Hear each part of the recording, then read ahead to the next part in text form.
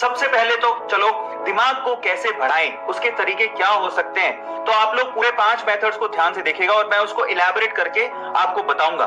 चलो, हमारे लिए सबसे बड़ी प्रॉब्लम है कि जो हम एक बार में पढ़ते हैं, अगर कोई नई चीज है जो हमने पहली बार पढ़ी है वो तो हमारे दिमाग में घुसती ही नहीं है ना। उसे पहली बार में पढ़ा है तो शायद थोड़ी देर में भूल जाएंगे, क्योंकि फर्स्ट टाइम एक ही बार पढ़ा होता है और लॉन्ग लास्टिंग नहीं होती है, वो ज्यादा देर तक आपके दिमाग में नहीं घुसी हुई होती है। तो ये बहुत बड़ी समस्या है, क्योंकि हमारा जो माइंड है बेसिकली जो गैजेट से घिरा हुआ है, मोबाइलों से घिरा हुआ है, टीवी सारा दिन देखते हैं हम लोग, अपने मेमोरी को शार्प करने के लिए कुछ नहीं करते, उसमें सीधी इंफॉर्मेशन तो घुसती ही नहीं है और हमें तो याद ही नहीं हो पाता। कोई फॉर्मूला पढ़ता है, थोड़ी देर में वो फॉर्मूला भूल जाते हैं। तो समस्या कहां पर है, उसी के बारे में बात करेंगे। तो 5 सिंपल मेमोराइज करने के तरीके, जिसमें मैं आपको पहले ही बता देता हूं, जो 5वां मेथड है वो पूरे वर्ल्ड में बहुत फेमस है, जिसको एक साइंटिस्ट ने इजाद किया था और इन्वेंट किया था। और वो मेथड जो है बहुत सारे बड़े बड़े टॉपर्स, बहुत सारे लोग उसको इस्तेमाल करते हैं चीजों को याद करने के लिए।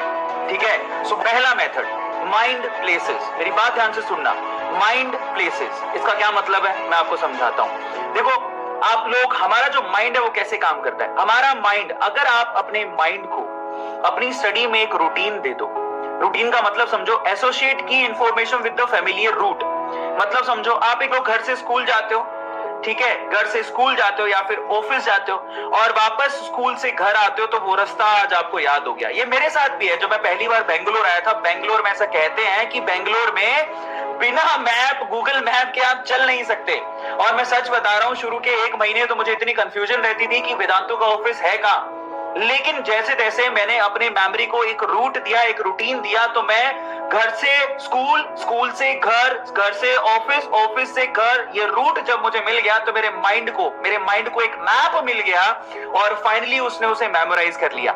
ये रिपीटेटिव एक मैप दिया, जिसको मैंने एक रास्ता खोज लिया। घर से स्कूल जाने के रास्ते बहुत सारे थे, एक रास्ता जब मैंने खोज के उसी रूटीन को फॉलो करते रहा तो मेरे माइंड ने उसको पकड़ लिया और आज मुझे वो अच्छे से याद है ना।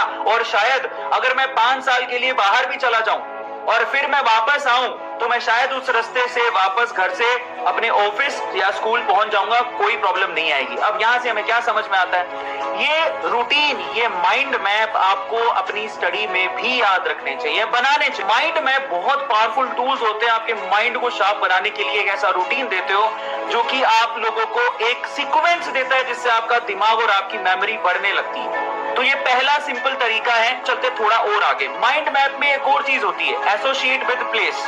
ये सिर्फ विद प्लेस नहीं है, चीजों के साथ भी आप कई बार आपने देखा होगा केमिस्ट्री में बहुत सारी चीजें मैं ना बाहरी दुनिया से रिलेट कर लेता हूं, है ना। बहुत सारी चीजें बाहरी दुनिया से रिलेट कर लेता हूं।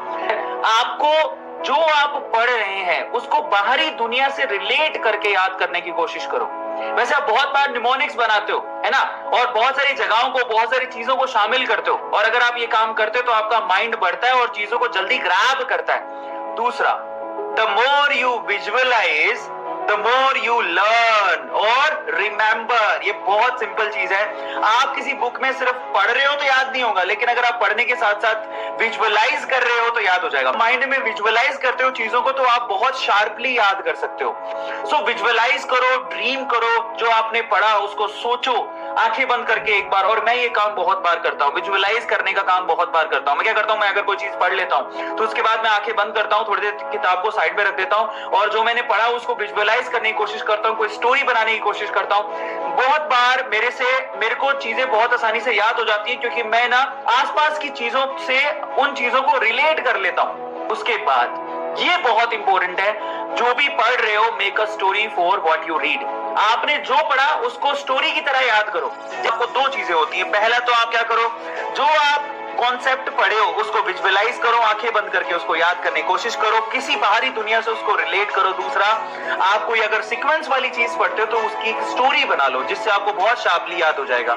सेंसर्स अगर आपके एक्टिवेट हैं तो आपके माइंड को वो सीधे सिग्नल पहुंचाते हो, लंबे समय तक याद रहता है। अब आप कहोगे सर इसका हमारी पढ़ाई से क्या लेना देना है? बिल्कुल है। अगर आप लोग लैब में गए हो, देखो खुशबू, अगर आपने कभी किसी फ्लावर का खुशबू देखा हो तो फ्लावर का खुशबू सीधे नाक में चढ़ता है, वो बहुत लंबे टाइम तक याद रहता है। मुझे आज भी पता है, मैं हमेशा जब भी कहीं जाता हूं तो मैं एक अलग से परफ्यूम खरीदता हूं, ठीक है, और वो परफ्यूम मेरी वहां की याद बन जाता है। मैं उसको कभी भी अभी इस्तेमाल नहीं करता हूं, वहां जगह पे जाने के बाद इस्तेमाल करता हूं, और फिर जब वापस आते हैं और जब वो परफ्यूम यूज करते हैं तो सीधे उस जगह की याद आती है। और ये बड़ी कॉमन चीज है, सबको पता होगा है, we always remember the thing that we touch, we smell, the colour and the sound. आपको मैं सीधे कलर बोलूंगा कभी याद नहीं होगा, लेकिन अगर आपको विजुअलाइज कराऊंगा तो याद हो जाएगा। लेकिन अगर आप उसी चीज को खुद से विजुअलाइज करने, खुद से रियलिटी में देखोगे तो आपको और जल्दी याद होगा। समझ में आता है? आज मैं आपको बोलता हूँ H2S का जो स्मेल होता है वो अनप्लीजेंट होता है, लेकिन अगर आप लोगों ने अपनी लेबोरेटरी के अंदर कभी H2S को सूंघा है या केमेनोफोर को देखा है, केमेनोफोर बैंगनी कलर का होता है, अगर आपने लैब में देखा होता तो आपको पक्का कभी भी याद करवाने की जरूरत नहीं पड़ती, आपको सीधे याद हो जाता।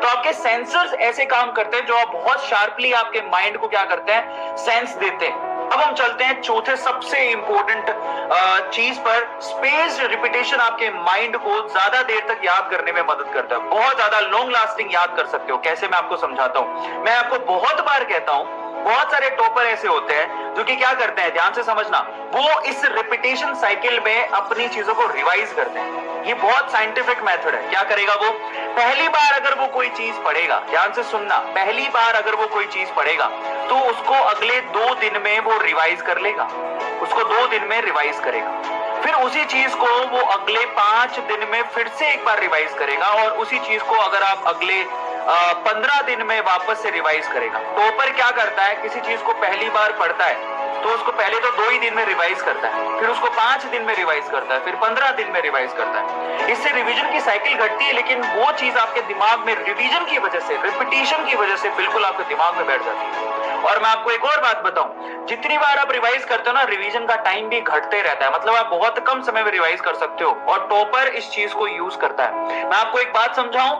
रिपीटेशन, अगर आप कोई भी कॉन्सेप्ट है उसको पहले 15 या 20 मिनट में जैसे ही पढ़ा, उसको 15-20 मिनट बाद वापस से रिवाइज कर लो, फिर 2-3 दिन बाद रिवाइज कर लो, फिर 2-3 वीक बाद ही रिवाइज कर लो, आपको वो आपकी मेमोरी में अच्छे से बैठ जाएगी।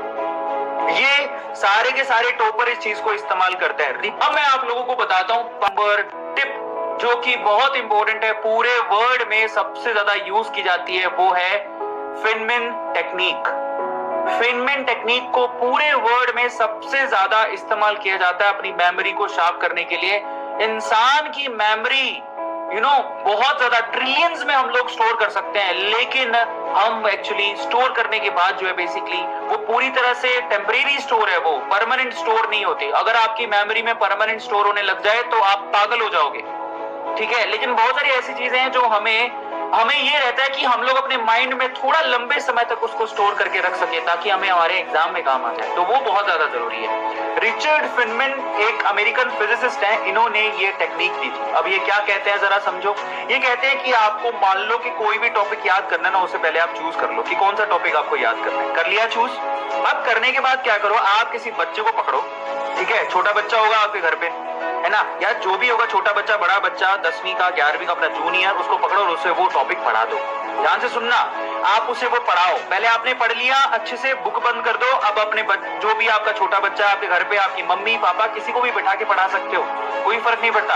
आप किसी को भी एक बार वो टॉपिक पढ़ा दो। जब आप पहली बार उसको पढ़ा रहे होगे तो आपको भी समझ में आएगा कि आप कहां कहां अटके, क्योंकि पहली बार पढ़ाना आसान नहीं होता और आपको खुद को भी चैलेंज आते हैं। तो आप जहां जहां पर अटके, उन गैप्स को आइडेंटिफाई करो कि आप कहां कहां अटके, और कहां कहां जहां जहां आप लोग अटके उसको वापस से रिव्यू करो, उसको सिंप्लीफाई करो, फिर से आप उस बच्चे को दोबारा पढ़ाने के लिए बैठ जाओ। अब आप कहोगे सर मेरे घर पे तो बच्चा ही नहीं है। मैं मानता हूं कई बच्चे बोल सकते हैं मेरे घर पे तो सर कोई बच्चा ही नहीं, मैं किसको पढ़ाऊं, बच्चे को कैसे पढ़ाऊं, मम्मी को कैसे पढ़ाऊं, पापा को कैसे पढ़ाऊं। तो मैं आपको बताता हूं मैं क्या करता था।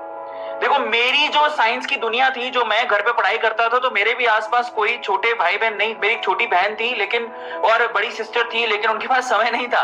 तो मैं क्या करता था, मैं सच बता रहा हूं, मैं एक सिराना लेता था, सिराने को सामने रखता था और सिराने को ही मैं पढ़ाता था। देख भैया ऐसा ऐसा ऐसा, मेरे को पढ़ाने बड़ा मजा आता था, इसलिए तो आज मैं बैठ के घर पे आराम से पढ़ा लेता हूँ। लैपटॉप है, मैं किसको पढ़ा रहा हूँ, आप बच्चे तो अपने घर पे बैठे हो, मुझे आप दिख भी नहीं रहे। और वहां बचपन से मुझे आदत पड़ी हुई है, मैं सिराने को पढ़ा देता था, सच बता रहा हूँ।